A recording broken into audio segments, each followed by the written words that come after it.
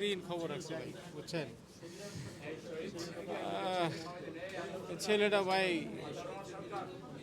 অনেক অনেক আমার এই ছেলে আমার ইনকামের সোর্স ছিল ভাই, কথা বুঝছেন? ইনকামের সোর্স ছিল। ছেলেটা শুক্রবার নামাজের পরে এর ফ্রেন্ডদের সাথে চলে গেছে।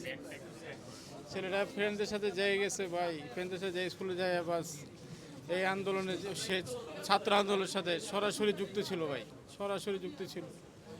সে সরাসরি যুক্ত ছিল, এই ফ্যাসাদে পুলিশের মাথায় ডাইরেক্ট হেড করছে ভাই। হয়েছে মহাখালী 19 তারিখ বিকাল 5:30টার সময়। মহাখালী 19 তারিখ 5:30টার সময় গুলিগায় সে পড়ে গেছে। তারপরও ছাত্রলীগের ছেলেরা তাকে অনেক পিটাইছে, মৃত অবস্থায় পিটাইছে, যে দেখছে তাকে মরছে কি না ভাই, বুঝছেন? পুলিশের মাথায় পা রাখছে আর ছাত্রলীগের পোলারা পিটাইছে ভাই। তারপরে দৌড়াই হাসপাতাল নিতে ভাই অনেক কষ্ট হয়েছে ভাই, অনেক কষ্ট, যার কোনো শেষ বোঝানো যাবে না। পুলিশ লাশ নিতে দিতেছে না ভাই, ছাত্রলীগ পোলাপানের লাশ নিতে দিতেছে না। তারপর অনেক কষ্ট করে ফ্রেন্ডদের সহযোগিতায় অনেক কষ্ট করে লাশটা আনছি ভাই। প্রায় 15 মিনিট আমার লাশটা এই মহাখালীতে পড়েছিল ভাই। আপনারা, ওর নাম জাহিদ হোসেন, আপনারা মহাখালীতে দেয়া জিজ্ঞেস করতে 19 তারিখ জাহিদ হোসেন লাশটা কত মিনিট রাস্তায় পড়েছিল এবং ছাত্রলীগ ছেলেরা কি করছে, কিরকম মারছে, আওয়ামী লীগের পোলাপানটা কিরকম করে মারছে, অনেক কষ্ট করে ভাই। স্থানীয় এর বন্ধু ফ্রেন্ডরা হাতেও পায়ে ধরে আপনাদের আমার লাশটা দেন, আমার দোস্তের লাশটা দেন, আমার ফ্রেন্ডের লাশটা দেন।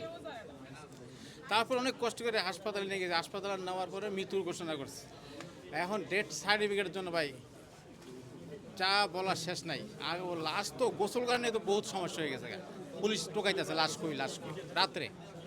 এই লাশ অনেক কষ্ট করে একজন বাসায় লুকিয়ে রাখছিলাম, লুকাইয়ে প্রায় 18 মিনিট লাশটা লুকিয়ে রাখছিলাম একজন এক বিএনপি নেতার বাসায়। লুকিয়ে রাখার পরেও পুলিশ আইসার লাশ টোকাইতেছে। তারপরে অনেক কষ্ট করে লাশটা হেরা নিতে পারে নাই, আল্লাহর রহমত।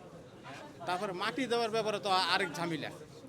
এই রহিম মেডেলের অমুক নেতার অর্ডার নাও, অমুক নেতার অর্ডার নাও, হে পারমিশন লাগবে, এর পারমিশন, লাশ কবর দুমু, শহীদের লাশ কবর দুমু, তা লাশ গোসল করা নিয়েও মহাবিপদ।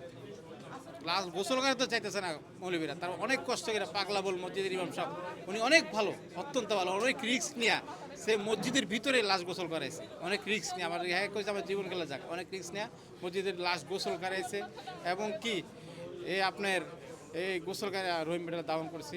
আমার ছেলে অনেক যুদ্ধ করছে, অনেক ফাইট করছে, এর সামনে 2টা লাশ পড়ছে, তারপর বলছে আমি যাব না, আমি দেশকে শহীদ করে যাবো, হয় নিজেই মরে যাবো। ফ্রেন্ড বলছে জাহিদ তোমার বাসায় পুলিশ যাবে, তোমার মাকে অত্যাচার করবে, তোমার বাবাকে অত্যাচার করবে। তারপরে সে যায় নাই, আমার ছেলে যায় নাই, আমার ছেলে যায় নাই, যাইয়া নিজের সামনে লাশ দেখার পর আমার ছেলে নিজে লাশ হয়েছে।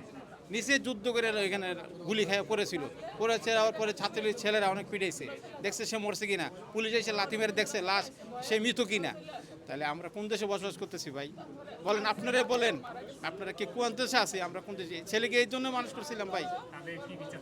অবশ্যই আমি তাদেরকে ধরে না ফাঁসি চাই, এক কথায় শেষ। আমি দেশে আইনা, আমার দেশে আইনা আমার ছেলের ফাঁসি চাই, তাদের ভিতরে অবশ্যই ফাঁসি চাই, তাদের ভিতরে অবশ্যই বিচার চাই। আমার ছেলের নাম মোহাম্মদ জাহিদ হোসেন। তিনি মনিমেতে চাকরি করতো, মনিমেতে লেখাপড়া করতো। আমার ফ্যামিলিতে আমি অসুস্থ হওয়ার পরে আমার ছেলে আমাদের শাইন কলেজে একটা ফুলের দোকান আছে, ওইখানে সে লেখাপড়া ছেড়ে ওইখানে জব করে 2 বছর আমার সাথে।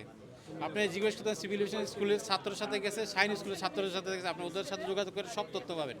সে ছাত্র আন্দোলন সরাসরি যুক্ত ছিল ভাই। এই 16 তারিখের থেকে আবু সাইদের মরার পর থেকে সরাসরি যুক্ত ছিল ভাই। ঠিক আছে, এইটুকু ভাই, আমার অনেক কষ্ট।